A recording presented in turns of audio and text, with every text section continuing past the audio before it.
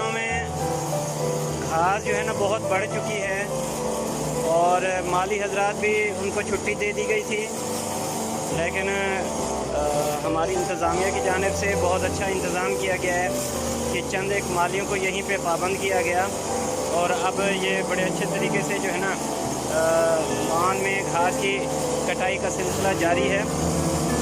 इनसे जब बात हुई तो इन्होंने कहा कि वर्कलोड बढ़ गया है, काम बहुत बढ़ गया है क्योंकि जो अपराधी कुव्वत है वो बहुत कम है, काम करने वाले कम हैं और हर जगह पे सफाई का सिलसिला जो है ना वो भी करना है, जारी रखना है।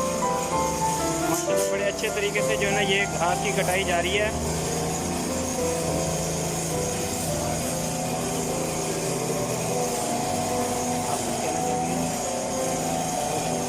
ये जी खुर्शीद साहब कुछ कहना चाहेंगे?